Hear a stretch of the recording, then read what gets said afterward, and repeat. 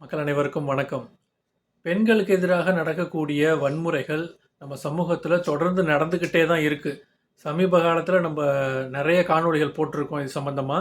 ஆண்டு வாரியாக இந்த திராவிட ஆட்சி அமைந்ததிலிருந்து ஆண்டு வாரியாக எத்தனை குற்றச்சம்பவங்கள் நடந்திருக்கு அப்படிங்கிறத தெளிவாக இன்னொரு காணொளியில் போட்டிருக்கோம். அதை பார்க்கலன்னா கமெண்டில் கொடுக்குறேன், பார்த்துருங்க.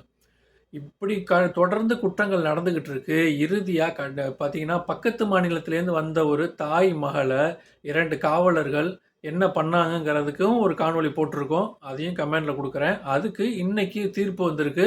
அந்த 2 காவலர்களுக்கும் குண்டாஸ் போட்டாச்சு அப்படின்னு. இப்ப என்னன்னா, மக்கள் எல்லாரும் என்னுடைய வருங்கால இளைய சமுதாயம்லாம் என்ன நினைக்கிறீங்கன்னா, இவங்களுக்கு குண்டாஸ் குடுத்தாச்சு, அண்ணா யூனிவர்சிட்டி கேஸுக்கு ஞானசேகரனுக்கு தண்டனை குடுத்தாச்சு அப்படின்னு தானே நினைக்கிறீங்க. அதுதான் இல்ல.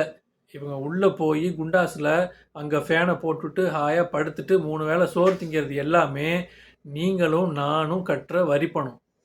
இங்க இந்த தண்டனை தான் சிறந்தது அப்படின்னு நினைச்சிட்டீங்கன்னா, நாளைய சமுதாயத்துல எந்தவித மாற்றமும் இருக்காது. இது போன்ற குற்றச்சம்பவங்கள் தொடர்ந்துகிட்டே தான் இருக்க போது.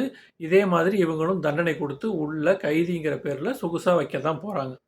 முன்னொரு காலத்துல பெண்கள் உடன்கட்டை ஏறுதலை எதிர்த்து போராடிய என் சமூகம் அதையும் தடுத்து நிறுத்தியது. பின்வரும் காலங்களில் பெண் சிசு கொலைக்கு எதிராக போராடி சட்டம் இயற்றி அதையும் தடுத்து நிறுத்திய இந்த சமூகம் இன்னைக்கு பெண்களுக்கு எதிராக இவ்வளவு வன்முறைகள் நடந்தும் ஒரு மாதர் சங்கம் கூட கேட்கல.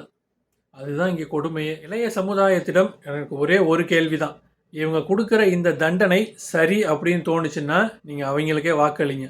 அப்படி இல்லை, நீ சொல்கிறது கரெக்டு தான், நம்ம வரி பணத்தில் அவங்க உட்காந்து சாப்பிட்றாங்கன்னு உங்களுக்கு தோணுச்சுன்னா, யார் பெண் பிள்ளையை தொட்டா அவன் நெஞ்சில் பாயும் ஒரு தோட்டான்னு சொன்னாங்களோ அவங்களுக்கு வாக்கு செலுத்துங்க. எல்லாம் மாறும்.